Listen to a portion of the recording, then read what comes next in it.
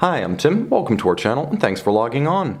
If you enjoy these videos, please subscribe to our YouTube channel right here at Watchbox Reviews so you can get our best in your inbox on a daily basis. Every minute and every watch on Watchbox Reviews. And if you like this watch, check it out with all of its pre-owned friends on our website, thewatchbox.com, with full pricing details, high-res images, boxes, papers, and accessories depicted. The watch on my wrist is a sensation, but it's also a timepiece I've reviewed before, so you may be asking, Tim, why are you showing me another 5711 with the blue dial, the steel case, the steel bracelet? Haven't we seen this before? Well, we have, but what we haven't seen before on this channel is the bracelet, this one assembled entirely with screws. This is the pre-2012 model before pins and sleeves were introduced. So if you want a bit of an old school Nautilus that nevertheless represents the current model with the upscale bracelet, you're looking at it right here. 5711 1A. This model, the -001, is the essential jumbo, the closest current model or recent model, since they no longer make this bracelet, to Gerald Genta's 1976 original. Let's talk about how it fits on my 16 centimeter circumference wrist.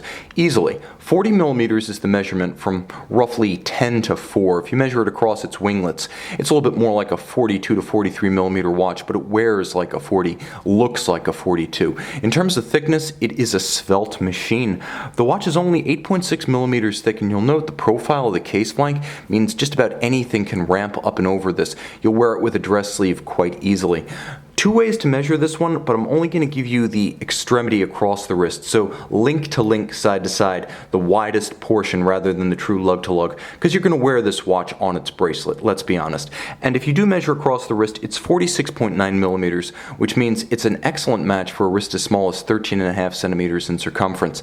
Now, the timepiece is substantial without being massive. There's a delicacy about the 5711 that makes it feel, and in some cases even look, like an elegant dress watch, while at the same time retaining the screw-down crown, full luminescent dial, and 120 meter water resistance to match its steel construction. As a true sports watch, this is actually a remarkably versatile two-way player. Fun and business in equal measure.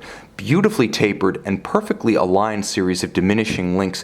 You can actually feel that it's almost seamless. The steps are intangible. It feels like one sweep of metal so that you can see the diminishing profile in the taper. It's actually difficult to feel. That's how exact the tolerances are. You'll also note the hairline bevel continued from the lug hood along the flank. Not the side, not the top, but the outer shoulder, the lip of the links, beautifully executed with a combination of polish and satin.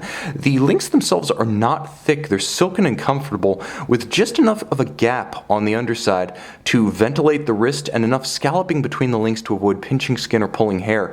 Now, I promised you screws, and here they are. Screws removing all of the adjustable links, so you can size this one precisely, and you can do it without any specialized tooling. It also has, let's face it, the more upscale specification, as the pins and sleeves are derided by many fans as a little bit of a step back from the screws. And though Patek Philippe is justified in claiming that the pins and sleeves are more difficult to back out accidentally, nevertheless, I've never seen one of these bracelets or any other screw-fixed bracelet on a sports watch come apart. Cost savings, I can't say for sure. All I can say is I'd rather have the screw-fixed links, and that's what you get here. High polished, double folding clasp, as you can see, low in profile. This is not a dive clasp. When it's closed and the clamshell is secured, it's minimally vulnerable to desk diving because it doesn't stick its head above the parapet. Now let's get real close to the watch since it's not on the wrist. Focus in, get some more aperture. Beautiful, blazing polish and striking satin in equal measure. The Nautilus case is more fully expressed as a series of structural elements than the Royal Oak. From my standpoint, that's really where the two are set apart. The Nautilus looks like a mechanical assembly, whereas the Royal Oak looks a little bit more like an integrated bracelet, a article of jewelry first and a watch second. The Nautilus looks unabashedly like a machine, and a functional machine, as the layered case construction and clamping system with advanced seals allows the watch to achieve 120 meter water resistance. So this is a relatively delicate profile, but it is not delicate in fact. delicacy of aesthetic, substantial and strong construction. Screw-down crown does not feature hacking, but it does feature a quick-set system for the date for rapid correction. White gold hands and indices. You'll note that since 2006, the dial has been more complex than in the past. Previously, with the horizontal striations and a dark blue coloration, since 2006 there's been a pronounced gradient from a sort of silver blue at the center to a dark navy at the periphery. Easy to read and high contrast by day or night. It's a very functional watch face.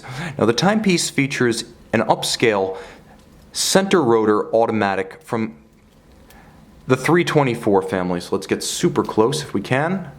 Focus in and talk about what you're getting. Automatic winding.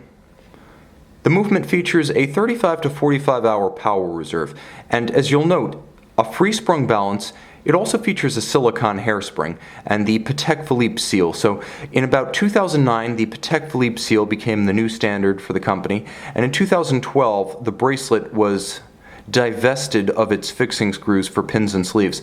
So the watch you see here with the Patek Philippe seal on the movement and the screws in the bracelet was made from roughly 2009 to 2011, so it's a little bit of a moment in time, and you can localize it in the Patek Philippe chronology by virtue of those features. So you have anti-magnetism by virtue of a silicone hairspring, Spiromax, Gyromax, so the watch can take a precise multi-position adjustment and then hold that timing in the face of bumps and concussions on the wrist. Unidirectional winding, it does feature ceramic rotor bearings, so it can operate at high efficiency. Again, there is a quick set date but no hacking function. The execution is beautiful, as Côte de Genève, tight perlage, black polished screws, and mirrored anglage, all present and correct, and it's a thin movement at under 3.5 millimeters thick. It's not a micro rotor, but it is a slim, ultra-thin automatic by any standard. This is a timepiece that does justice to the Patek Philippe reputation for precision, but also for beauty of execution. A watch with a timeless appeal, a profile that anyone can love and any sleeve can surmount, and water resistance and luminescent to serve as a true sports watch option. You can see and you can purchase this example on the watch box. Patek Philippe Nautilus 5711 1A, glorious gradient blue dial by day, 45-hour power reserve to outlast the night, and of course, glowing great and green in the dark of my light box. See it on the watch box by the light of day.